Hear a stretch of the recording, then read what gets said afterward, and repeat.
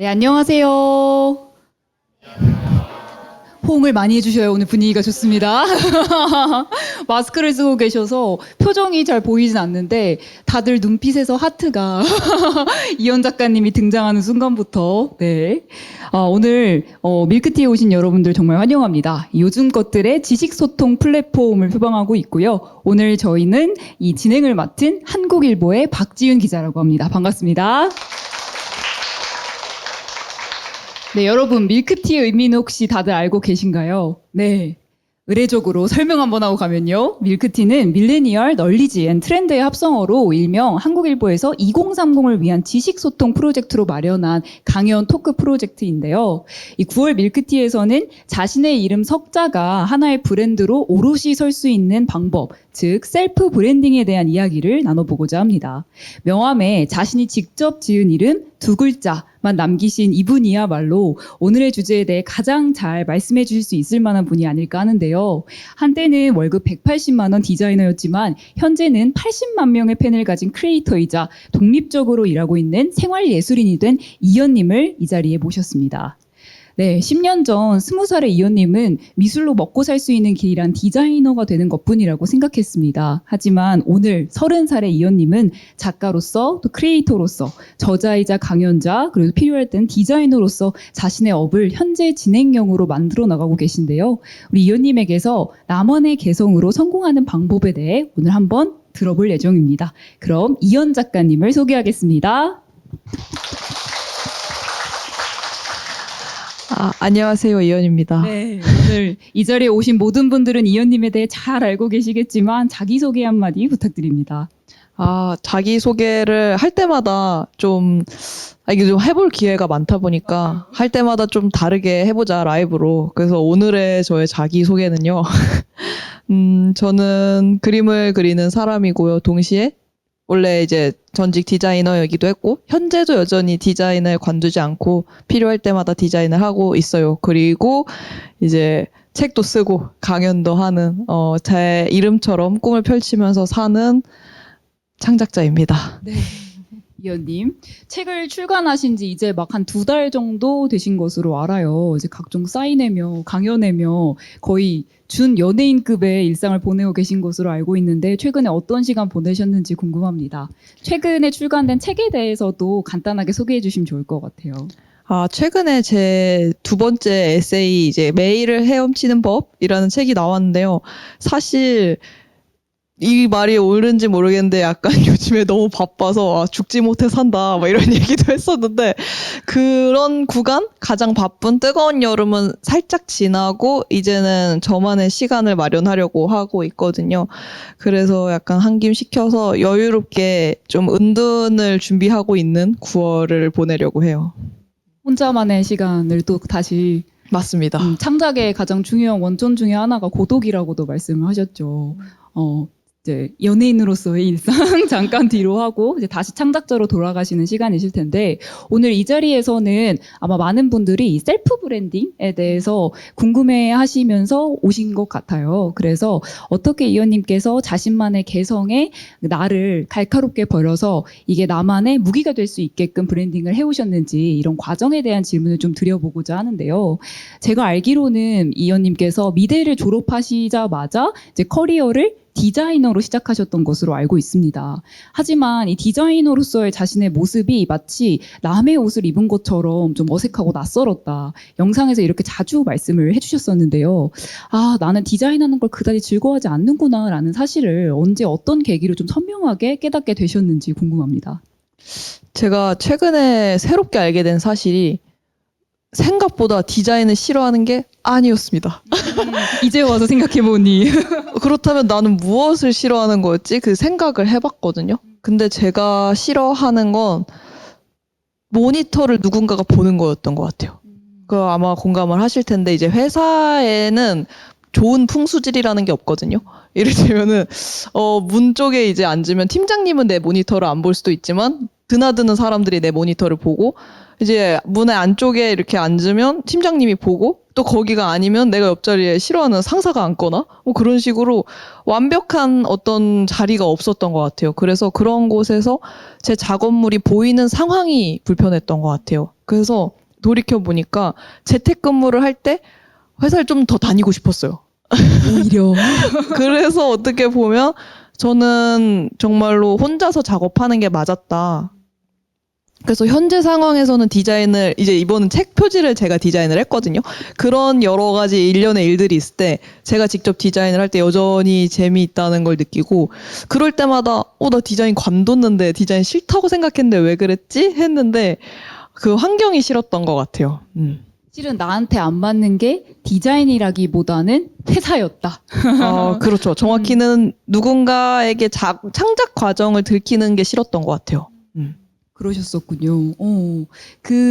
어쨌든 회사 생활을 하면서, 이런 부분들은 내가, 좀 잘 안 맞는구나. 특히 조직 생활을 하면서 남들과 함께 어울려 일을 해야 한다거나, 특히 디자인 하시는 분들 같은 경우에는 자신의 작업물을 계속 이제 윗 상사에게 컨펌을 받아야 한다든지, 아니면 본인의 취향이나 본인이 강하다고 생각한 어떤 부분을 살려서, 자신만의 디자인을 한다기보다는 대중적인 취향에 맞춰야 하는 부분들이 많으셨을 것 같아요. 그래서 이제 회사 생활을 하시면서, 이곳은 나한테 맞지 않아 라는 생각을 하면서 제가 듣기로는 파일럿 프로그램을 많이 돌려보셨다. 그렇게 말씀을 하셨었어요. 이 회사 생활을 하면서 어떻게 나의 다른 재능을 발전시켜 나갈 수 있을 만한 가능성을 모색하셨는지 그것도 좀 궁금합니다. 제가 이제 회사를 경험했을 때 다 브랜드가 있는 회사였거든요. 근데 그런 회사들 특징이 이제 그 브랜드의 색을 지켜야 되잖아요. 근데 제가 당시에는 브랜드의 색을 지킨다는 게 어떤 의미인지 몰랐어요. 근데 그게 하면 안 되는 게 분명히 존재한다는 거더라고요. 그러니까 어떤 브랜드의 색을 지키기 위해서 무언가를 엄청 하는 게 아니라 이를테면 스타벅스라고 해서 뭐 더 뛰어난 커피에 대한 마케팅을 하는 게 아니라 뭐 빨간색은 사용하지 않는다든가 뭐 여러 가지 그런 것들이 있잖아요. 그래서 회사에서 하면 안 되는 것들을 겪으면서 저는 생각을 했죠. 나라는 사람이 하고 싶은 거 그리고 내가 뭔가 브랜드가 된다고 가정했을 때 하면 안 되는 게 무엇일까? 그러다 보니까 뭔가 힌트를 많이 얻게 되는 거예요. 그래서 어떤 저라는 브랜드를 실험을 해보고 싶었거든요. 그래서 운영을 한 게 그런 파일럿 프로그램인데 다 이제 조촐하게 종영을 했거든요. 그게 뭐가 있냐면 최근에 옛날에 썼던 글을 발견을 했는데 그 글 중에 이런 게 있는 거예요. 취향이 다양한 당신이 시도해보면 좋을 것들. 근데 그 안에 벅스 뮤직 PD도 있었고요. 음악을 좋아한다면 뮤직 PD를 지원해라. 그러면 2달 동안, 아니다. 2달이 아니라 매달 음악을 공짜로 들을 수 있다. 뮤직 PD가 되면. 그리고 브런치 작가를 지원해라. 그러면은 얄팍하게나마 당신을 작가라고 불러주는 플랫폼이 생긴다. 그리고 서포터즈를 해라. 다른 기업의 브랜드를 경험할 수 있다. 그리고 유튜브를 해봐라. 유튜버가 돼볼 수 있다. 근데 그런 하나의 작은 시도들? 파일럿 프로그램이었거든요. 근데 이제 그 중에서 유튜브가 생각보다 잘 된 거죠. 근데 그 안에서도 그거 말고도 다양한 시도들이 있지만 하면 안 되는 것들을 생각하면서 하고 싶은 게 뭐지? 그거를 계속 추려나가는 과정이 그 파일럿 프로그램을 편성하는 일이었던 것 같기도 해요. 그러니까 보통 이 일 나한테 안 맞는 것 같아 라고 생각이 들면 퇴사해야 되나? 이런 약간 극단적인 결심들 우리가 굉장히 쉽게 하잖아요. 근데 이 퇴사를 하게 되는 계기에 뭐 직장 상사와의 관계도 있을 것이고 동료들과의 관계도 있을 것이고 실은 일 자체가 힘든 것도 있겠지만 관계 때문에 너무 쉽게 일을 놓아버리는 경우들도 종종 있는 것 같아요. 근데 제가 이현님 커리어 패스를 보면서 되게 인상적이었던 거는 어쨌든 하나의 일을 놓지 않고 나의 남는 시간을 최대한 쪼개서 다양한 가능성에 베팅을 해봤다라는 거였거든요. 근데 그 중에 하나가 유튜브였던 거죠.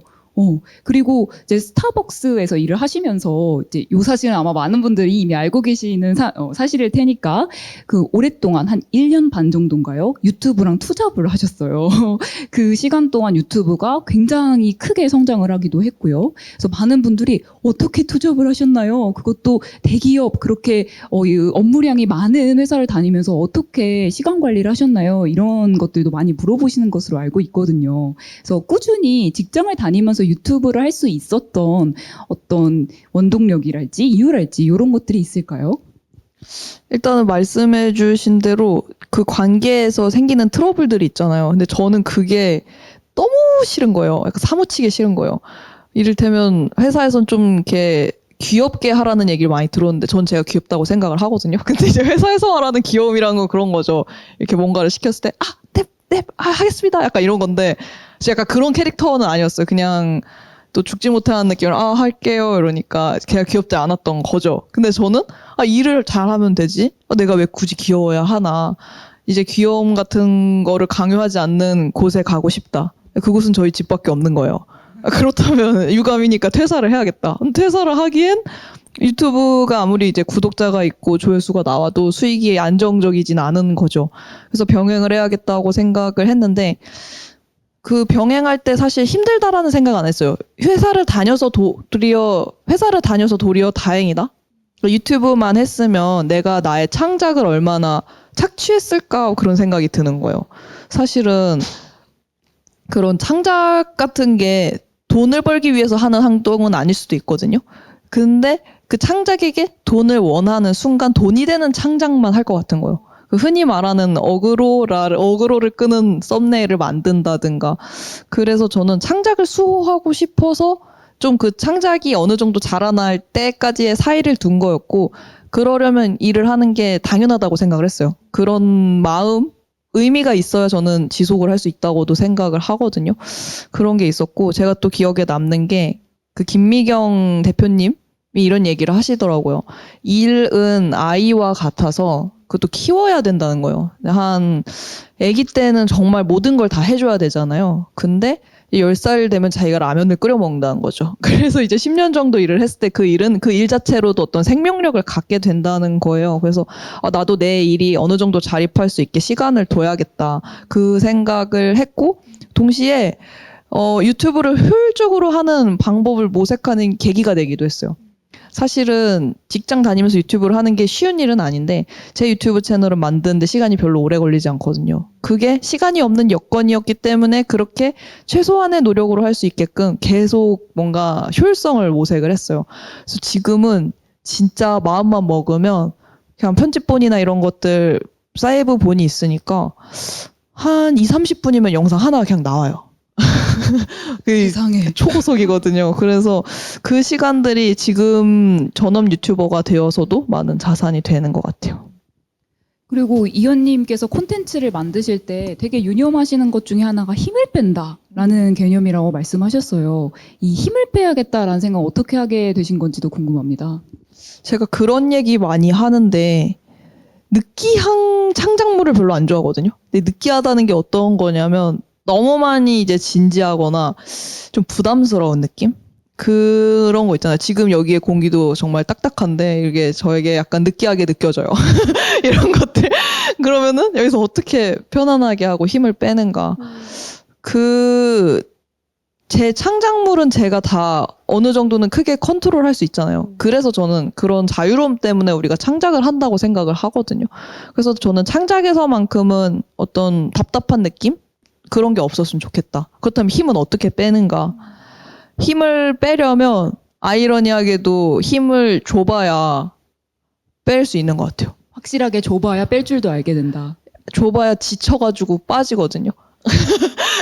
풀파워로 살아봐야 이거 아니다. 이렇게 해도 안 된다. 적당히 하자. 하는 순간 좀 잘 돼요. 근데 약간 바로 적당히 해봐야지 하는 순간은 그 지점을 모르거든요. 근데 한번 가본 사람이 그 지점을 아는 것 같아요. 이거 뜨겁네? 이 정도가 좋아. 그래서 저도 그런 뜨거운 청춘을 보냈는데 그러다 보니까 지쳐서 적당히 하자. 하다 보니까 힘이 또 빠졌던 것 같기도 해요. 막 다들 그런 경험 있으실 것 같아요. 너무 막 잘하려고 힘을 빡 주고 하다 보면 어디서 꼭 삑사리가 나고 잘하려고 했는데 도리어 내 기대에 못 미쳐서 굉장히 실망스러운 결과가 나온 적도 많았을 것 같은데 어쨌든 그렇게 막 잘하고 싶어서 너무너무 마음이 뜨거운 시기를 좀 보내고 나면 힘을 뺄 수 있는 여유가 생기는 게 아닌가라는 생각도 들어요. 저는 이현님 콘텐츠 보면서 정말 적당히 힘을 잘 뺀 콘텐츠다. 너무 멋있다. 이런 생각이 들었거든요. 우리가 일을 하면서 멋있는 사람 볼 때 되게 쉽게 뭔가를 하는 사람들 보면서 멋있다고 느끼잖아요. 이제 그런 경지가 되려면 한번 힘을 줘봐야 된다. 이런 말씀을 해주셨고요. 연애랑 좀 비슷한 것 같다는 생각도 듭니다. 우리가 어떤 사람 너무 만나고 싶어서 막 마음이 뜨거울 때는 그런 사람이 잘 안 오는데, 아, 몰라, 나 이제 연애 안 해 하면은 그때 좋은 사람이 찾아온다라는 말도 있잖아요. 비유를 하자면 연애랑도 비슷하지 않나라는 생각이 드는데요. 이 직장 생활을 하실 때 사실 디자인에 대한 지적을 많이 받으셨다고 들었어요. 그러니까 뭐 너무 디자인을 덜 한 거 아니냐, 너무 심플하니까 뭘 좀 더 해봐라, 이런 지적을 많이 받았다고 하셨는데, 그 심플함이야말로 지금 이연이라는 브랜드를 가장 잘 설명하는 키워드라서 되게 신기하다는 생각이 들었습니다. 그래서 남들에게 지적받는 어떤 모난 부분들이 이 나다움을 만든 한 끝일 수도 있겠다라는 생각을 그때도 하셨는지 궁금해요. 저는 일단 취업하고 되게 충격적이었던 게, 대학교에서 받았던 교육은, 이거는 다른 여탑과도 비슷한 고민을 할 것 같은데, 대학교에서 배운 건 이런 이상이에요. 근데 현실에서 하는 건 뭔가 약간 조악하거나, 진짜 이런 걸 사람이 해? 이런 부분이 있어요. 예를 들면 저는 첫 회사가 깨끗한 나라라는 재지 회사였는데, 거기에서 휴지심 안에 들어가는 그 로고 들어가 있는 부분 있잖아요. 그걸 하라는 거예요. 그래서 그 기계가 아니라 내가 하는 거였어? 그래서 너무 충격. 그 휴지의 그 손잡이에 있는 로고, 그것도 사람이 하는 거라는 거예요. 근데 제가 학교에서 배운 디자인은 뭔가 엄청난 것들이었어요. 어떤 엄청난 건축물을 본다든가, 막 바우하우스, 막 그 시대로 막 얀치홀트, 막 이런 거장들의 것만 보다가 제가 막 휴지심의 로고를 막 반복적으로 하고 있으니까 이게 하는 일이 맞나? 이 이상이 맞나?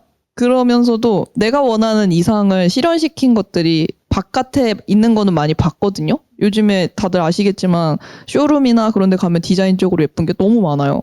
누군간 저런 걸 하는데 나는 왜 이거를 하지? 근데 그건 이 일이 잘못돼서가 아니라 내가 여기 있기 때문이라는 생각이 드는 거예요.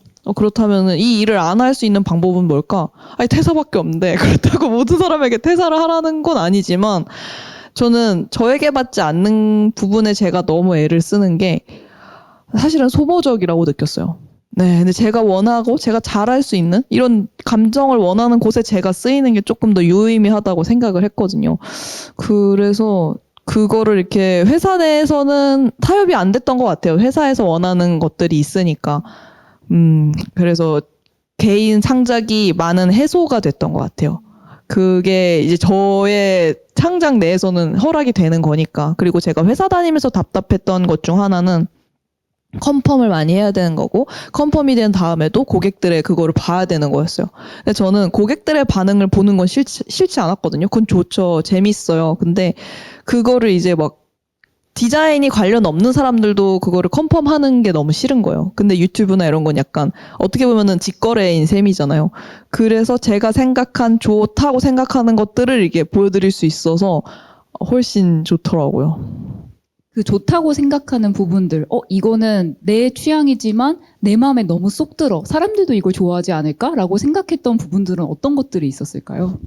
저는 그게 이제 제가 지금은 애를 쓰고 있는데 그렇게 보일진 몰라서 저의 롤모델을 먼저 설명을 드리자면, 제가 되게 좋아하는 브랜드 중 하나가 무인양품이라는 브랜드예요. 근데 그 브랜드의 철학이 그거거든요.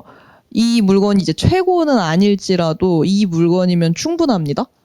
근데 저는 그게 너무 좋은 거예요. 제가 하고 싶은 건 어떤 최고인 게 아니었거든요. 제가 돈도 좋아합니다. 돈을 잘 벌고 싶은데 부자가 되고 싶은 건 아니에요. 그냥 충분한 정도의 돈이 있었으면 좋겠거든요. 그 충분함이라는 기준은 부족함이 없다라는 느낌이라고 생각을 하는데, 내가 원하는 음식을 먹고, 내가 원하는 친구를 만나고, 내가 원하는 여행을 하고, 내가 원하는 삶을 꾸리는데 부족하지 않으려면 부자까지 될 필요는 없거든요. 그런 면에서 그 부족하지 않지만 어떤 충분한 지점이 사실은 되게 심플하다고 생각했어요. 그래서 무인양품의 디자인들이 굉장히 심플하거든요. 무언가를 설명하려고 들지 않고 정말 그 기능만을 충실히 만들어진 거예요. 안녕하세요. 그래서 저도 그런 기능, 쓸모, 그런 거에 굉장히 충실한 형태의 무언가가 나왔으면 좋겠다. 그게 결국엔 미니멀이고, 제 유튜브가 그런 결이라고 생각을 하는데, 이야기가 중요하고 사람들의 시선을 붙잡을 어떤 장치, 근데 그게 어떤 자극적인 소재가 아니라 재미있는 그림 그리는 과정이라는 거죠. 그것과 그게 전부 자막. 그래서 이런 것들 실용적이면서 실용적이면서 미니멀하면서 그렇게만 꾸려진 게 저는 아름다움, 제가 추구하는 아름다움이라고 생각했어요. 근데 제가 그 작가님 콘텐츠를 구독하기 시작한 게 한 2019년 말쯤이었는데 되게 오랜 구독자죠, 저도. 근데 그때 딱 들었던 생각이 무인양품스럽다라는 생각이 있었어요. 그래서 되게 공교롭다. 이게 명품은 아니지만 더 할 것도 뺄 것도 없는 양품의 느낌? 약간 그런 느낌이 딱 이언님 콘텐츠랑 맞닿아 있는 부분이었어서 되게 공교롭다라는 생각이 듭니다. 어쨌든 첫 번째 회사가 이제 깨끗한 나라였고, 두 번째 회사로 이직을 하시기 전에 제가 알기로는 2018년이라는 이언님 인생에 있어서 가장 중요한 시기가 있었다고 들었고요. 그 시기가 바로 이 책에 담겨 있는 시기입니다. 그러니까 그간 모았던 돈을 가지고 나의 27을 사기로 결심했던, 그러니까 1년 동안 방황과 모색의 시간을 보내기로 결심했던 시기인 것으로 알고 있는데, 이 시간 동안, 이 1년에 주어진 시간 동안 굉장히 여러 가지 일들을 회사에 소속되지 않고 해보셨던 것으로 알고 있어요. 그래서 이 시간에 어떤 것들을 해봤고, 이 시간에 해왔던 많은 일들을 통해서 자신의 어떤 몰랐던 부분을 알게 됐는지, 그것도 좀 궁금합니다. 제가 기억이 안 나네요. 옛날이라서. 23살 때 졸업 전시를 할 때 그 우수 졸업생으로 뽑혔었어요. 그래가지고 디자인 매거진에서 인터뷰를 했었는데 그게 제 인생 첫 인터뷰였죠. 인터뷰의 제목이 이 학생을 주목하세요 였어요. 그래서 거기에 실려서 거기에 이제 앞으로의 졸업한 다음에 어떤 거 하고 싶나요? 이런 얘기가 있어서 제가 막 이렇게 얘기를 했죠. 저는 제가 그림을 그리고 직접 디자인도 하는 역량을 갖춘 그런 작가가 되고 싶습니다. 일러스트레이터가 되고 싶어요. 그리고 20대 때는 어른들이 들으면 욕을 할 만한 철없는 짓을 잔뜩 해볼 겁니다. 라고 얘기를 했어요. 저는 이 학생을 주목해주세요 코너에 나왔으니까 누가 주목을 해줄 줄 알았는데 아무도 주목해주지 않았습니다. 그래서 그렇다면 아무도 보지 않는 김에 퇴사한 김에 든 생각은 진짜 비밀스러운 거예요, 이 삶이. 까딱하면 죽어도 소문나지 않을 수도 있겠고, 그렇다면 이 시절에 내가 그때 꿈꿨던 23살에 말했던 그 23살 때 말했던 그 포부인 철없는 짓을 잔뜩 해보자. 약간 그게 27살의 모토였거든요. 그래서 시간을 샀다고 말씀하셨는데 제가 그런 생각을 했어요. 퇴사할 때 딱 2천만 원 정도의 목돈이 있었는데 그걸로 나의 1년을 산 거다. 그렇다면 그 2천만 원을 어떻게 쓸 것인가? 사실은 그걸 생활비에 쓰진 않았고 보증금에 넣었어요. 보증금에 넣어서 이제 월세를 깎는 지금 생각하면은 정말 안타까운 일인데 아무튼 그런 투자를 했어요. 그렇게 하고 나머지 이제 하루 먹고 살면서 저의 가능성을 실험해 보는 게 첫 번째였고 두 번째는 그거였죠. 정말 안 해봤던 거, 해보고 싶었던 거. 전 플리마켓이었거든요. 그러니까 제가 만든 거를 그냥 한번 팔아보고 싶었고 사람들이 어떤 반응인지 보고 싶었어요. 면대면으로 만난 사람한테 맞아요. 내 그림을 보여주는 거. 그쵸. 그래서 이제 미음사에서 플리마켓을 연다길래 갔는데 막 파주에 열리는 거예요. 거기 막 출판사 직원밖에 없는 그런 허허벌판에서 출판사 직원분들이 막 열광을 하면서 사주시는 거예요. 그래서 이건 되는 거다. 그래서 그래도 그날 나쁘지 않게 기억나요. 한 12만 원인가 벌었어요. 그래서 나쁘지 않은 일당이다. 그런 플리마켓을 해보기도 하고 그림을 알려주는 원데이 클래스도 했어요. 친구가 그냥 너 이런 것도 한번 해봐. 이것저것 다 하고 있으면. 그래서 원데이 클래스도 해보는데 그것도 재밌더라고요. 사람들한테 그림 알려주고 이런 거. 그래서 그런 것도 하고 또 이제 굶어 죽을 것 같아서 그러면은 진짜 닥치는 대로 알바라도 해야 되는데 하는데 약간 자존심이 허락지 않는 거예요. 단순한 막 그런 알바는 못 하겠더라고요. 그래서 막 한방몰에 가서 할아버지들 사이에서 상세 페이지도 디자인하고 근데 너무 재밌었어요. 그냥 할아버지들 하는 얘기 들으면서 지혜로운 할아버지가 있고 이상한 할아버지가 있구나. 또 할아버지 막 구분도 하면서 지혜로운 할아버지 닮아야지. 근데 지혜로운 할아버지도 가끔은 이상해서 할아버지는 할아버지구나. 막 이러면서 뭔가 수영하면서 할머니도 많이 보고 할머니들 싸우는 거 보면서 할머니도 싸우는구나.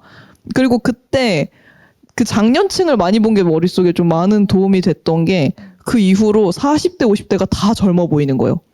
그러니까 제가 애기처럼 보이면서 모든 게 두렵지 않은 거예요. 그런 것들을 한 시간이었는데 후회가 없어요. 그런 시간이 이제 대한민국에서 입시 경쟁을 통과하여 각종 생애 주기를 경쟁하듯이 통과하는 많은 이제 20대, 30대 젊은이들한테는 되게 필요한 시간인데 참 주어지기 힘든 것 같아요. 내가 결심을 해야지만 나한테 줄 수 있는 시간이 아닌가라는 생각도 들고 막 반오십이라는 이상한 말 있잖아요. 우리나라에. 이게 일종의 조로 문화를 만든다고 해야 되나? 그러니까 막, 나 벌써 화석 학번이야. 막 이러면서 23살, 22살짜리 대학생들이. 그래서, 너무 자신의 가능성? 나는 무엇이든 될 수 있다? 나는 무엇이든 해볼 수 있다? 라는 가능성을 스스로 너무 이른 나이에 차단해버리는 게 아닌가라는 생각도 들더라고요. 우리가 막 27이라고 하면 이미 다 번듯한 직장도 있어야 할 것 같고, 이제 안정적인 삶을 꾸려나가고 있어야 할 것 같은 나이인데 이제 그때 많은 노년층 분들, 이제 60대, 70대 장년층 어른들, 노인분들을 보면서 나 애기구나라고 이제 좀 자신감을 가질 수 있는 나에게 남겨진 시간이나 아니면 가능성에 대해서 그런 시간이 아니었을까라는 생각이 드네요. 근데 이 시간에 불안하셨을 것 같기도 해요. 특히 이제 예술 분야에 종사하시는 분들, 뭐 오늘도 오신 분들이 계신 걸로 알고 있는데, 내 재능이 밥 벌어먹고 살기에는 너무 어중간한 재능이 아닐까? 너무 애매한 재능이 아닐까? 나 정말 재능이 있는 게 맞아? 라고 스스로를 의심하고 좀 두려워하고 불안해하는 그런 시간들도 분명히 있었을 것 같거든요. 그래서 이현 작가님 같은 경우에는 그 불안을 어떻게, 이겨내지는 못하겠지만 어쨌든 잘 다스려 왔는지 그것도 좀 궁금합니다. 저는 사실 그거를 알고 하진 않았거든요. 알고 했을 리가 없겠죠? 아무도 이 학생을 주목하세요 하는데 주목하지 않았으니까. 근데 지금 지나고 나서 이런 책도 쓰고 나서 깨달은 게 진짜 살아남은 어떤 분야든 살아남은 사람들 특징이 아까 말씀하신 그 재능 때문이 아니라는 걸 확실하게 알게 됐어요. 살아남는 게 결국에는 창작자에게 주어진 과업이라고 생각하거든요. 창작자는 창작을 잘하는 것도 일인데 어쨌든 살아 있어야 돼요. 근데 그 살아있는 일 자체가 그거는 또 다른 능력을 요하거든요. 근데 많은 사람들은 그림을 그려서 살아남는 방법이 그림을 잘 그리는 거라고 생각해요. 근데 제가 생각했을 때는 서바이벌이랑 별로 다를 게 없어요. 실제로 우리가 어떤 섬에 떨어졌을 때 그림만 잘 그린다고 살아남을 수 있는 게 아니잖아요. 저는 사회도 거의 비슷하다고 생각을 하거든요. 그냥 낚시도 할 줄 알아야 되고 집도 만들 줄 알아야 되고 뭔가 옷도 만들 줄 알아야 돼요. 그래서 사회에서도 그림만 잘 그리는 게 아니라 커뮤니케이션도 할 줄 알아야 되고 그리고 자기 PR도 할 수 있어야 되고 그리고 뭐 정말 여러 가지 실험해 볼 수 있는 그런 용기와 배포, 그 시간 이런 게 다 있어야 된다고 생각을 하거든요. 근데 많은 사람들이 재능 하나만 생각하니까 너무 빠르게 포기를 하는 거예요. 근데 그 모든 살아남기를 하다 보면 뭐로든 살아남아 있는 자신을 발견을 하거든요. 그리고 그 살아남음 속에서 그 안에서 또 다른 재능을 발견을 하는 것 같아요. 살아남은 사람들만의 어떤 이야기가 결국에는 창작에 엄청난 큰 원료가 되거든요. 제가 썼던 책도 사실은 제 이야기인 건데 그건 살아남아야지만 쓸 수 있는 얘기거든요. 그래서 저는 뭔가를 꿈꾸고 이미 다들 훌륭하시지만 더 훌륭해지고 싶은 분들이 뭔가를 꿈꾸고 있다면 정말 사회는 서바이벌이라고 쳤을 때 내가 살아남을 수 있는 기술들이 뭐가 있을까? 다양하게 고민해 보시면 도움이 되지 않을까.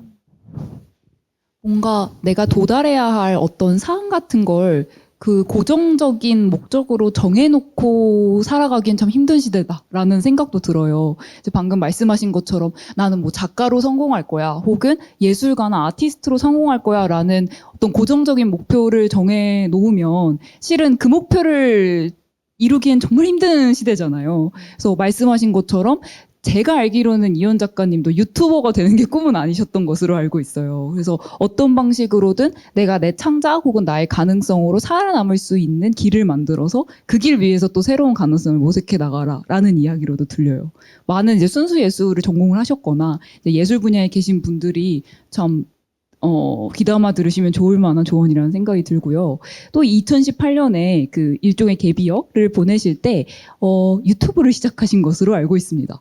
근데 이때 유튜브를 만드실 때 막 그림 유튜버, 드로잉 유튜버 쳐서 레퍼런스를 많이 보셨는데 하나도 내가 참고하고 싶지 않다라는 생각이 들어서 내가 만들고 싶은 건 직접 만들어야겠다라고 생각을 하셨다고요. 근데 그때 만드신 어떤 그 태초의 포맷이라고 할까요? 그러니까 말을 건네면서 그림을 그리는 이 포맷이 지금까지도 굉장히 꾸준하게 4년이 넘은 지금까지도 유지가 되고 있는 것도 참 신기한 포인트 중에 하나인데 탁월한 포인트 중에 또 하나기도 하고요. 처음에 시작하실 때 난 이렇게 유튜브 할 거야 라는 이 아이디어 모티프는 어떻게 나온 건지도 궁금합니다. 일단은 그게 형식적인 게 될 수도 있겠고 어떤 이야기를 하느냐 두 가지를 말할 수 있을 것 같은데요.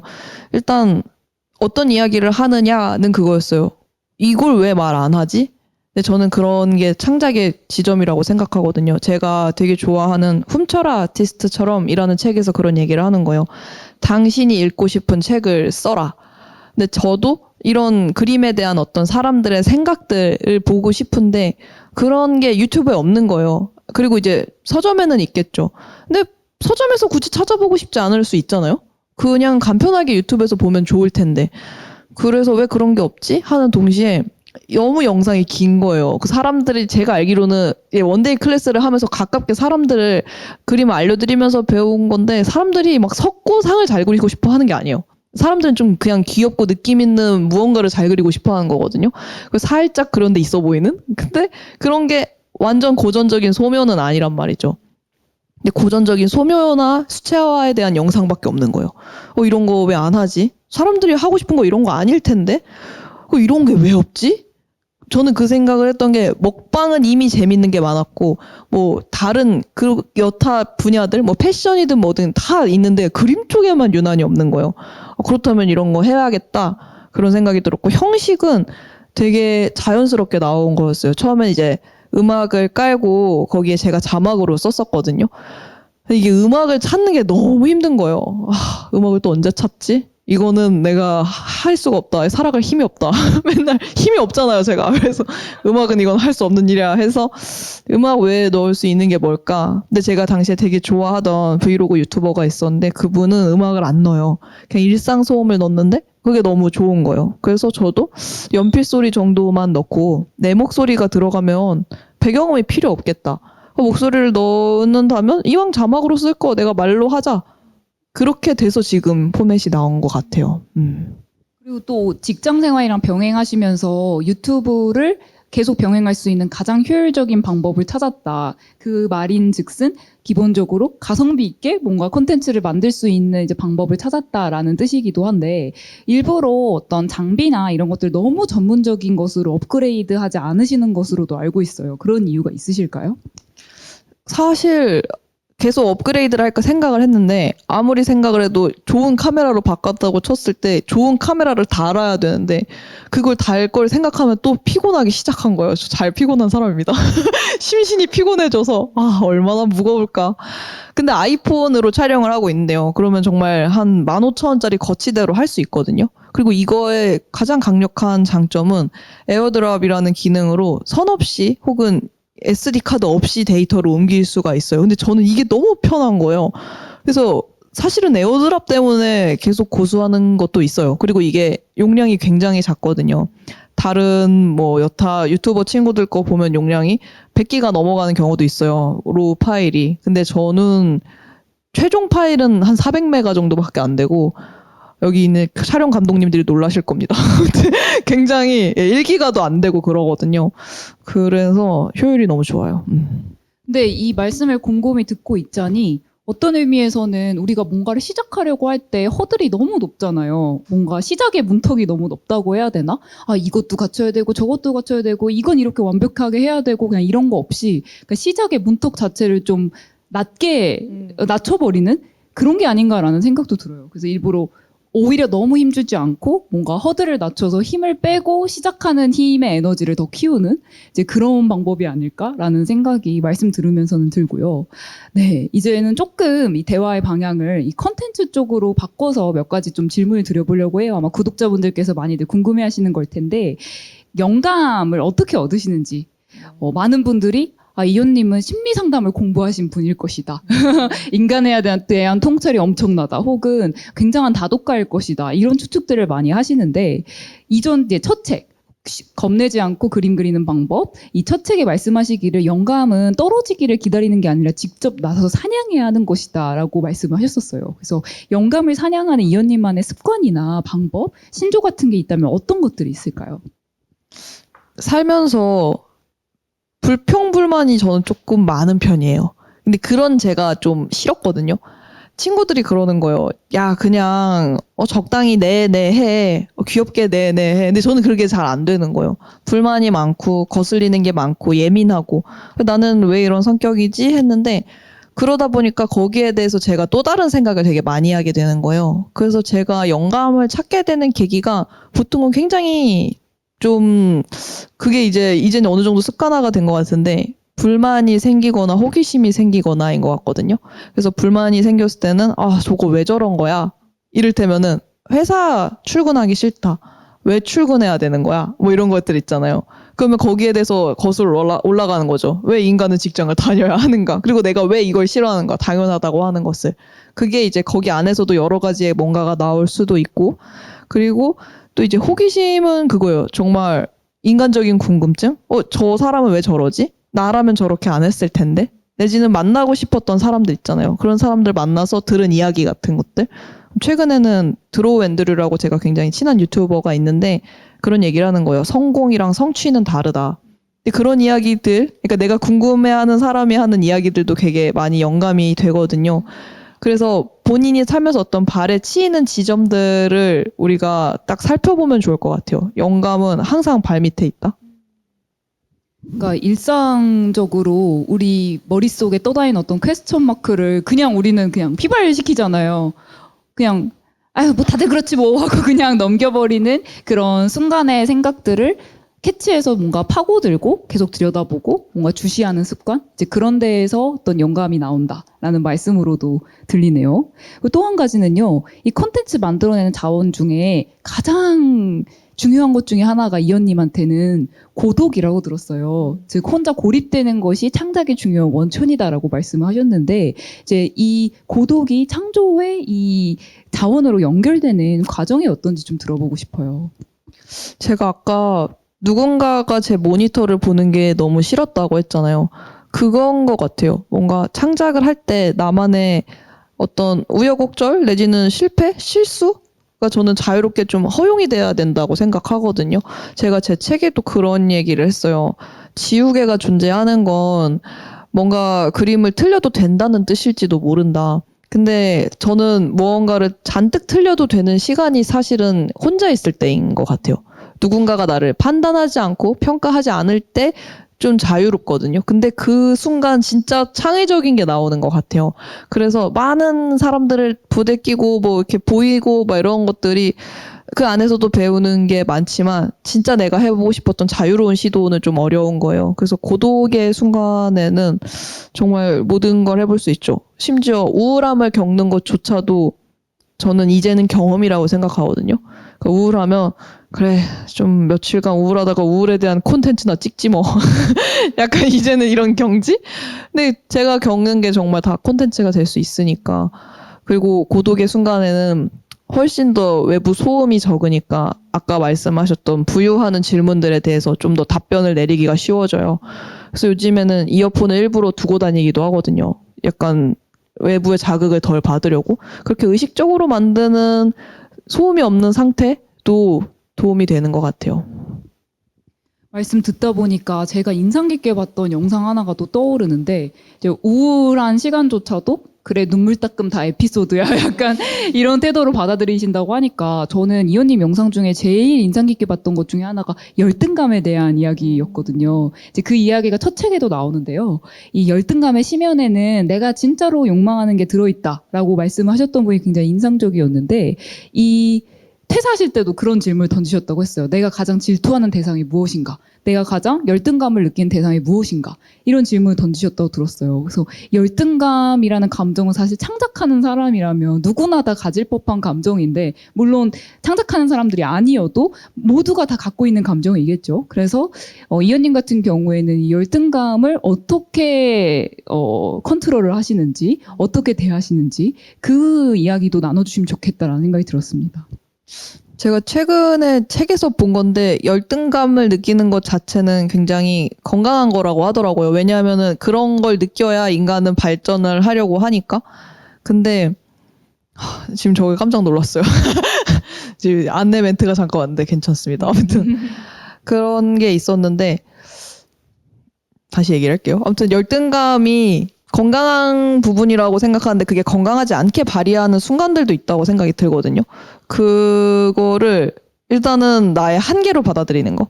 난 진짜 열등이야. 라고 뭔가 해버린다거나 상대를 완전히 부정하는 거. 그래서 열등감을 저희는 각자 나름대로 어차피 안고 살아가야 되는 거면 건강하게 그걸 받아들여야 된다고 생각하는데 그런 것 중 하나가 제가 책에서도 썼던 말인데 베어 그릴스가 오지에서 정말 이상한 걸 먹거든요. 막 진해도 먹고 뭐 살아있는 건 다 먹어요. 막 정말 끔찍하지만 막 동물의 대변에 있는 수분을 먹기도 해요. 정말로 끔찍한 일이죠. 근데 그런 막 이상한 민물가재 막 이런 걸 먹으면서 이런 얘기를 하는 거예요. 어둠 속에서. 진짜 이상한 걸 먹죠. 이것도 끔찍한 맛이 나겠죠. 근데 이 안에도 우리가 살아남을 수 있는 열량이라는 게 있다고. 그런 어떤 미천한 것에도 정말 중요한 에너지원이 되죠. 이런 얘기를 하니까 내가 싫어하는 그 감정에도 에너지원이나 어떤 무언가가 있겠다? 정말 핵심적인 게 있겠다? 그리고 내가 그거를 건져낸다면 나는 그걸로 살아남을 수도 있겠다? 동시에 열등감뿐만이 아니라 최근에는 제가 미워하는 것들까지도 좀 들여다보려고 해요. 열등감이랑 미워하는 감정은 또 조금 다른 느낌인데 누군가가 무언가를 미워하는 이유는 공통적으로 그게 나를 위협한다고 생각이 들어서래요. 그래서 저는 제 친구가 제가 생각했을 때 말도 안 되는 결정을 하는 거예요. 왜 나는 그게 너무 미운 거야, 싫은 거야. 왜 밉지? 라고 생각을 하니까 그게 저의 신념을 해쳐서 그런 거더라고요. 그래서 내가 미워하는 거에서 그게 내 어떤 신념을 괴롭히고 있지? 그리고 그 신념이 정말 친구를 원망할 만큼 중요한 신념인가? 이런 것도 생각하게 되고, 네, 마음을 조금 더 들여다보려고 하는 편이에요. 오늘 영상 한 편을 하나 더 본 것 같은 이 자리에서 그런 생각이 드네요. 그 열등감, 특히 내가 무엇을 질투하는가, 무엇을 미워하는가를 잘 들여다보면은 우리가 엄청나게 속으로 숨기고 있고 방어 기제를 가지고 있었던 어떤 내면의 목소리랑 마주하게 되는 것 같기도 해요. 창작자한테는 또 이런 목소리와 마주하는 게 굉장히 중요한 과정일 수도 있겠다라는 생각도 들고요. 이제 토크가 벌써 무려 5분밖에 남지 않아서 이제 남아있는 질문 중 중요한 몇 가지만 더 드리려고 하는데 이전에 인터뷰에서 이렇게 말씀하셨어요. 나에 대해 얼마나 잘 알고 또 관심을 기울였는가가 삶의 행복도를 결정한다. 그래서 남들이 좋다고 하는 것에 초점 맞추지 말고 정말로 나를 위한 장치들을 만들어야 한다라고 말씀하셨는데 이현님께서는 나를 위한 장치, 그러니까 오롯이 나의 행복만을 위한 장치들을 어떻게 발견하고 만드셨는지도 궁금합니다. 일단은 뭔가 단체 생활을 하면서 우리가 요구받는 것이 있잖아요. 같은 색깔의 교복이라든가 같은 생활 양식 같은 거. 근데 그런 것에 너무 익숙해지다 보니까 전 조직도 좀 비슷하다고 생각을 해요. 요구하는 생활 양식이 비슷한데 그것에 제가 열심히 수능을 했거든요. 왜냐하면 모범생이고 싶었어요. 근데 그 과정에서 어떤 불편감들? 그게 나에게 맞지 않는 게 있을 수 있어요. 이를테면 누군가는 아침에 출근하는 게 너무 힘들 수도 있어요. 근데 정말 사람마다 편안한 시간대라는 게 다르거든요. 그래서 그 틀 안에 혹시 머물러 계신다면 내가 어떤 것에 괴로움을 느끼는가? 저는 아까 저는 제가 얘기한 것처럼 사람이 많은 공간에서 작업을 하는 걸 안 좋아한다고 했잖아요. 근데 누군가는 카페에서 하는 걸 좋아하기도 해요. 누군가가 있어야지 안심이 된다고 하는 사람도 있고. 그래서 오히려 단체 생활을 하면서 좀 부딪히는 부분들, 그 나의 뾰족함들, 혹은 지적을 받는 부분도 좋아요. 제가 아까 얘기해 주신 것처럼 회사에서 항상 너 왜 디자인 이렇게 아무것도 안 해? 왜 이렇게 비워놓는 거야? 하면은 이게 안 맞는 거죠. 나는 비운 디자인이 좋은데, 나는 심플한 게 좋은데. 그렇게 하면서 저를 발견하기도 하고, 그런 내가 무언가를 좋아할까? 그건 전 복잡한 걸 안 좋아하겠죠. 그래서 지금도 사람 많은 데를 별로 선호하지 않거든요. 그런 식으로 내게 맞지 않는다면, 혹은 어떤 부딪힘을 느낀다면, 거기에 어울리는 곳이 어디일까? 그런 사람들은 어디에 있을까? 그런 거를 관찰하면서 저에게 계속 물어봤던 것 같아요. 이거 좋아? 이건 괜찮아? 이러면 편안해? 그러면서 찾은 거죠. 사실 이게 결국 브랜딩과 연결이 되는 것 같아요. 그러니까 남들은 너 왜 이렇게 여기 모난 부분이야 뾰족해 하면서 지적하는 부분이 나만의 강점이 될 수 있고, 또 남들은 굉장히 당연해하는 부분이 나는 너무 싫은데 이 싫은 부분들을 조금씩 소거해 나가면서 결국에는 오롯이 나만일 수 있는 부분들을 남기면 이제 그 재료를 바탕으로 브랜딩을 하면 되는 것이다라는 이제 이야기로 들리는데, 이제 이현님 채널 속성 중에 하나가 심플함과 푸른색 그리고 담백함이잖아요. 이게 이현님께서 많이 이제 남들이 싫어하는 부분, 그러니까 남들이 손가락질하는 부분은 오히려 더 잘 살려나가고 남들은 당연히 여긴 부분은 오히려 깎아나가면서 만드신 어떤 답이 아닐까라는 생각이 듭니다. 네, 오늘 토크는 이제 여기까지 진행을 하고요. 아쉽게도 시간 관계상, 하지만 아쉬워하실 게 없는 게 직접 질문을 하실 수 있는 시간이 있기 때문에 바로 질의응답 시간으로 넘어가 보도록 하겠습니다. 이제 지금부터는 여러분께서 이 토크쇼를 신청해 주시면서 직접 남겨주신 질문들 중에 이현 작가님이 직접 고르신 3개의 질문들에 먼저 대답을 해드리고, 그 이후에 현장에서 저희가 직접 마이크를 관객분들께 넘겨드리면 궁금하신 부분들, 특히 오늘 나왔던 이야기들 중에 궁금하셨던 부분들을 질문하실 수 있는 시간을 마련을 했고요. 일단 먼저 골라주신 3개의 질문부터 한번 여쭤보도록 할게요. 첫 번째 질문은 최영훈님 질문입니다. 이현님의 유튜브를 구독하며 항상 좋은 컨텐츠를 접하고 있는데 연애에 있어서 좋은 사람이 되기 위한 이현님의 생각이 궁금합니다. 연애에 대한 질문을 해주셨는데 워낙 관계나 이런 것들에 대한 통찰에 대해서 많이 이야기를 해주셨다 보니까 이런 질문이 나온 것 같아요. 어떻게 생각하시나요? 제가 이 질문을 연애를 안 하고 있으면서 꼽은 것은, 원래 남의 연애 얘기는 괜히 할 수 있거든요. 연애 안 하는 사람들이. 그렇기도 하고 이 얘기도 하고 싶었어요. 제가 되게 좋아하는 노래의 제목이기도 한데, 내 사랑에 노련한 사람이 어딨나요? 장기하의 노래 제목이거든요. 그래서 연애는 누구나 어려운 거다. 그거는 이현에게도 당연히 어려운 일이다. 근데 저는 어떤 사람이 되려고 노력을 하냐면, 뭘 줄 수 있을까? 그 생각을 좀 많이 하는 것 같아요. 제가 되게 행복해 보이는 커플들을 좀 보다 보면 서로에게 주는 게 분명하게 있거든요. 근데 이거는 누군가는 그러면 뭔가 주고받으려고 연애를 하는 거야 하라고 하겠지만, 저 주고받으려고 연애하는 거라고 생각해요. 그 정말 건강한 연인 관계는 둘이 있을 때 둘이서 더 좋아지는 사람들이거든요. 서로가 서로에게 주는 게 분명하게 있어서. 그래서 저도 누군가에게 내가 연인이 되어준다면 나는 어떤 걸 줄 수 있을까? 근데 저는 이렇게 생각을 좀 많이 하니까 고민 상담을 조금 같이 해줄 수도 있을 것 같고, 그리고 요리를 잘합니다. 요리를 해줄 수도 있을 것 같고, 또 뭐 미감이 있으니까 무언가를 골라줄 수도 있고, 그리고 이런 게 부족한 사람이라면 그런 게 도움이 되겠죠. 또 만약에 조금 둔감한 사람을 만난다면 제가 조금 더 섬세하거나 예민하게 그런 부분을 짚어줄 수도 있고, 동시에 누군가는 저의 단점도 그렇게 어느 정도 감당을 해야 되잖아요. 그렇다면은 무겁지 않게 내 단점을 조금 둥글게 하는 방법은 무엇일까? 저는 그런 것들을 준비하는 것 같아요. 네. 역시 이현님답게 관찰을 하셨군요. 주변에 좋아 보이는 커플들은 어떤 공통점을 가지고 있는지, 그 공통점이란 주는 게 분명하다. 맞는 것 같아요. 모든 관계란 사실 기브앤테이크라는 어떤 신뢰관계가 확실할 때 건강해질 수 있는 거니까. 두 번째 질문 한번 드려보도록 하겠습니다. 이선우님 질문인데, 유튜브로 나눠주시는 인사이트를 어떤 방식으로 정리하고 기획하시는지 궁금합니다. 늘 공감이 가는 부분이 많아 큰 도움이 되고 있습니다. 감사합니다. 하트 해주셨는데, 이제 영감을 받는 방법에 대해서는 방금 전에 토크에서 말씀을 해주셨으니까 구체적으로 이 콘텐츠 기획을 어떻게 하시는지, 콘텐츠를 만드는 제작 과정에 대해서 이야기를 해주시면 좋지 않을까 싶어요. 저도 이게 과정이 되게 구체적인 게 있어서 좀 설명을 드리고 싶어서 골랐거든요, 질문을. 저는 일단은 유튜브라는 저희의 아이폰 메모장에 다 적어놔요, 짧게.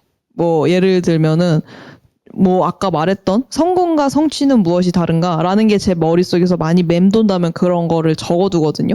그렇게 적어둔 게 제가 알기로 되게 많았어요. 그게 1000개인가? 되게 많았어요. 왜냐면 짧게 적거든요. 그거 이제 3년 정도 쌓이기도 했고, 그렇게 해서 최근에 있는 거를 가급적 최근에 있는 거를 골라서 거기에다가 제가 그냥 허심탄회하게 생각을 쭉 적어내려가는 편이에요. 근데 그 안에서 하고 싶은 얘기가 없다면 과거 거를 디깅을 하거든요.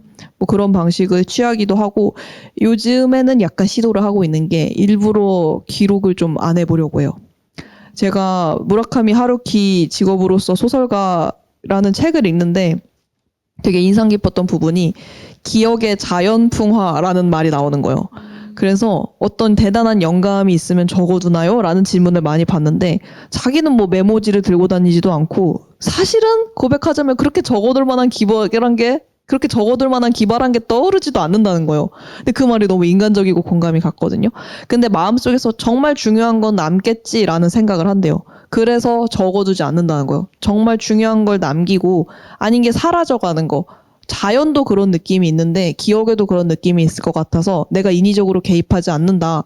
자연 풍화를 시킨다라고 하니까 저도 제가 적지 않았는데 머릿속에 무엇이 남는지가 궁금하더라고요. 그래서 요즘에는 좀 풍화작용에 기대고 있습니다. 되게 색다른 접근이네요. 요즘에는 많이들 나오는 콘텐츠에 기록이 힘이다, 남기는 만큼 당신의 재산이다, 이런 이야기들이 굉장히 많아지고 있는데 색다른 접근인 것 같습니다. 기억의 자연풍화. 네. 세 번째 질문으로 넘어가 보겠습니다. 이휘연님의 질문인데요. 안녕하세요. 순수미술계에 종사하고 있는 학생입니다. 요즘은 스킬 자체도 중요하지만 이 사회에서 그 스킬을 어떻게 적용할 수 있을지 이제 그 아이디어와 수완이 굉장히 필요하다라고 많이 느낍니다. 이러한 발상을 생각해내는 과정을 알고 싶습니다. 이건 제가 적어주신 질문을 그대로 읽은 건데 이제 좀 해석을 하자면 자신이 가진 어떤 재능이나 스킬을 어떻게 팔 수 있을 것인가에 대한 고민, 그 고민을 어떻게 푸셨는지를 여쭤본 질문인 것 같아요. 저도 그렇게 생각을 했어요. 나에게 분명한 재능이 있는데 사람들이 왜 안 사지?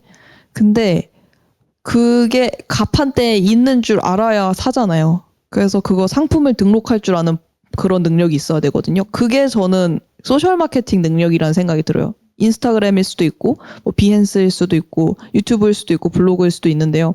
그것마다 해보시면 알겠지만 플랫폼마다 성격이 너무 다르거든요. 저는 인터넷 하는 걸 옛날부터 너무 좋아했어서 이것저것 다 해봤는데 잘 맞는 게 이제 유튜브였던 거고, 그래서 본인이 여러 가지를 시도해보셔서 자기에게 가장 맞는 입점하면 좋을 곳, 그거를 찾아보는 게 좋다. 근데 그게 온라인은 거의 무료거든요. 그래서 온라인에서 시도해보시는 능력이 중요하다고 생각하고, 그거를 올려놓은 다음에 잘 파는 거?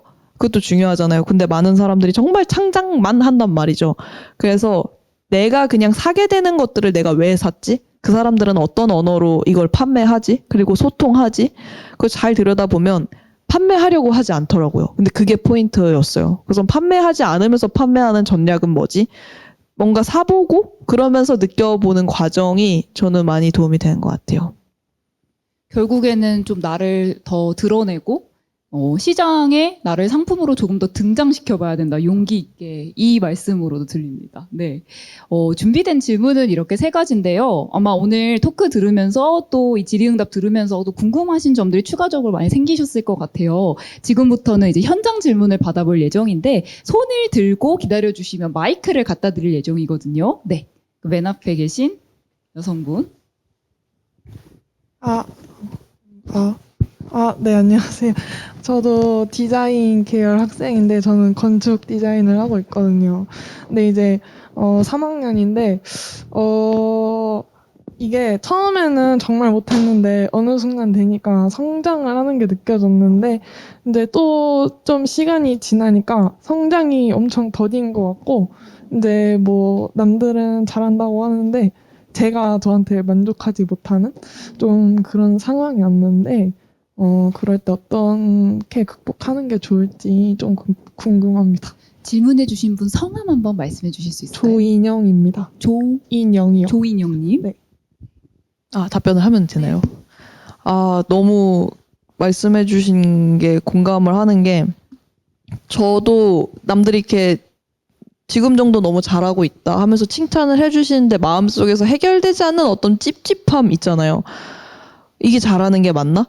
근데 그게 어떤 남들의 인정이 아니라 내가 생각한 과제가 안 풀렸기 때문이라는 생각이 들어요. 혹은 그걸 도달하지 못했거나.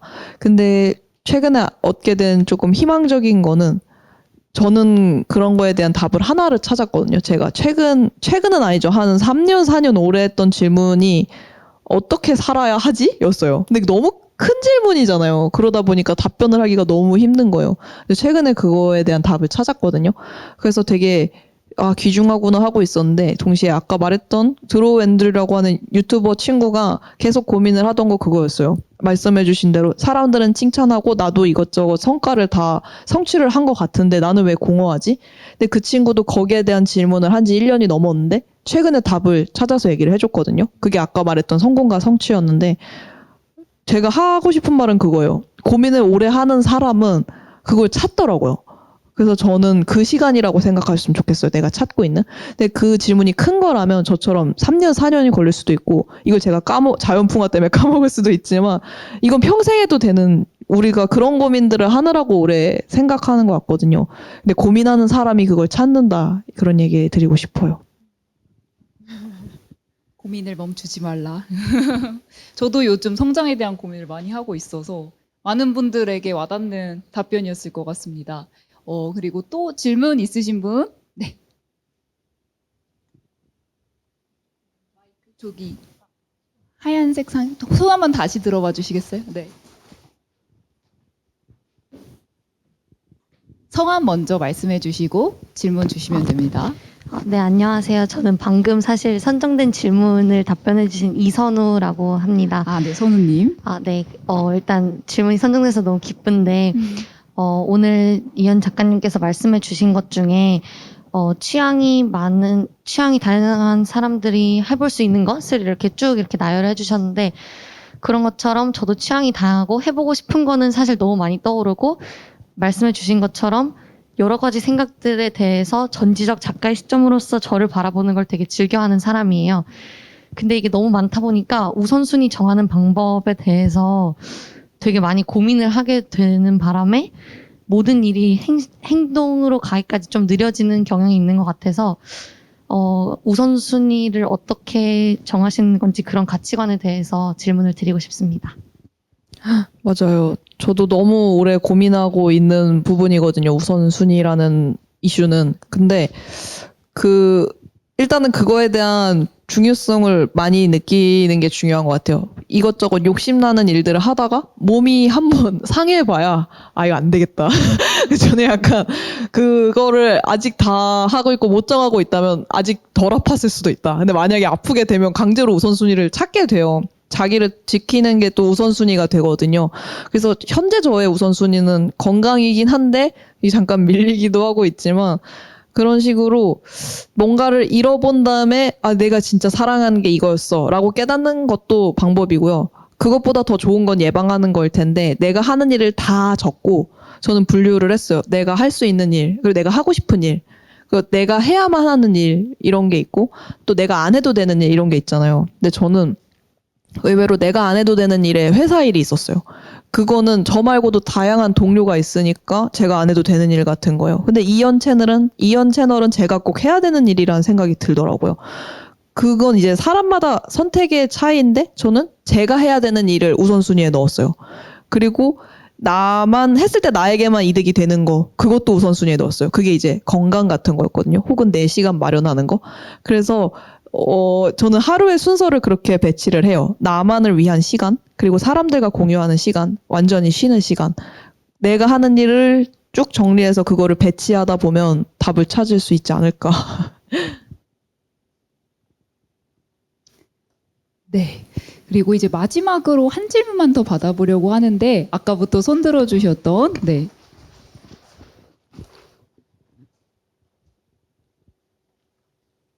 네. 요즘은 시청자들이 긴 콘텐츠에 부담을 느껴서 주로 짧은 콘텐츠를 소비하는 분위기로 흘러가는데, 이현님은 이 부분에 대해서 어떻게 생각하시는지 궁금하고요.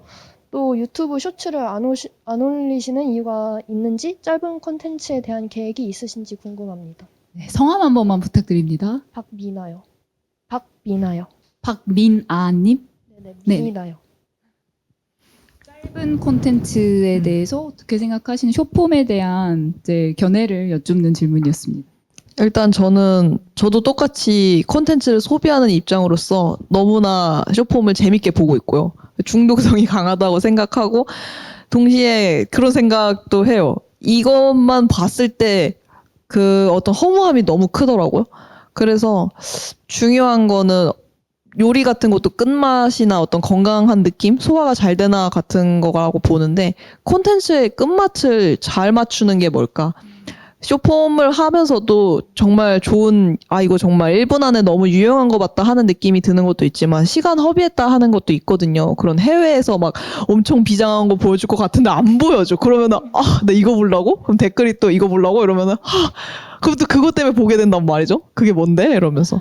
그런 것들 유의하기도 하고, 그러면서 쇼폼을 시도를 안 하는 건 아니에요. 사실 하고 싶은데, 그리고 이제 틱톡 이런 계정도 만들었는데, 그것도 이제 거기서 이제 해봐라 해가지고 그냥 그것도 죽지 못해 한 거지. 제가 아직 하고 싶은 마음은 없었어요. 근데 제가 쇼폼으로 시도해보고 싶은 콘텐츠가 분명히 있거든요.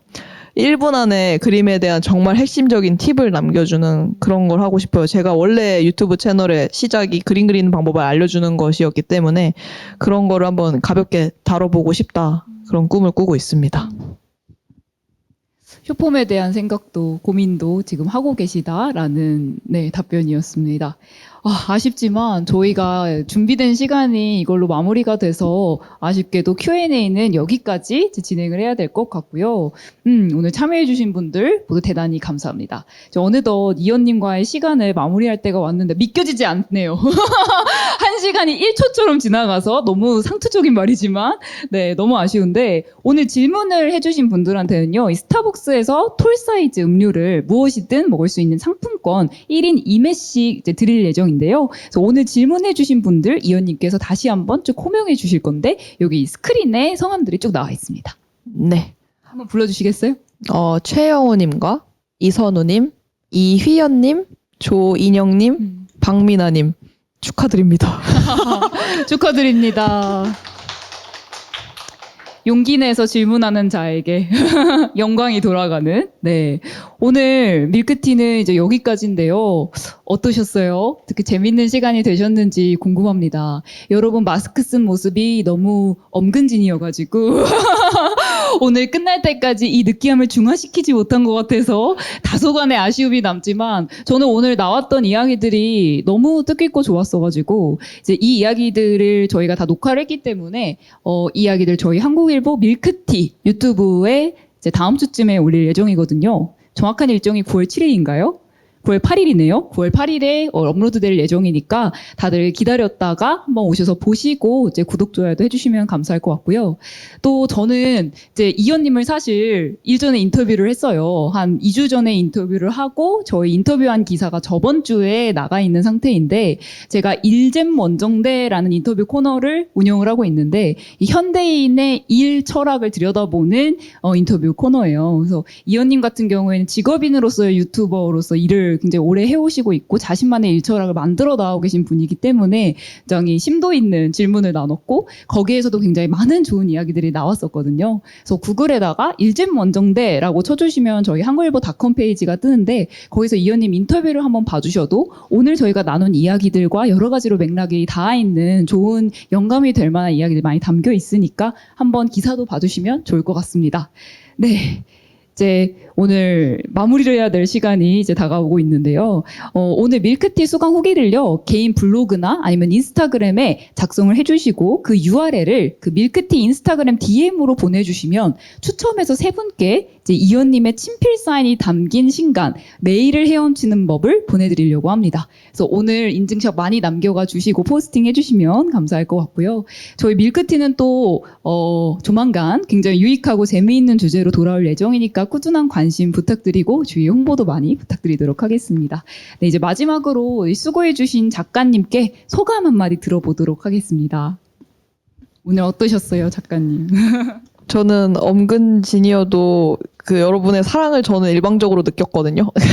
전 느꼈기 때문에 너무 감사드린다는 얘기 드리고 싶고요. 그리고 사랑합니다. 사랑 고백해 주셨고요. 네, 감사합니다. 이것으로 오늘 이현님은 너무 아쉽지만 보내드리도록 하겠고요. 하지만 아직 남아있는 코너가 있습니다. 사인 순서인데요. 이제 오늘 책을 가져오신 분들은 직접 나오셔서 이현님께 친필 사인을 받으실 수 있고요. 책을 가져오지 않으신 분들도 이제 사인지에다가 사인을 받으시고 함께 사진 찍을 수 있는 시간이 마련돼 있거든요. 그래서 나가시면서 여기 이렇게 쭉 줄을 서주시면 바로 사인회를 진행하도록 하겠습니다. 저희 밀크티 관심 많이 가져주시고 아마 저희 한 2달 후쯤에 다시 돌아올 것 같아요. 잘 보고 계시다가 다음에 또 좋은 연사 모시면 이 자리에서 또 뵙겠습니다. 감사합니다.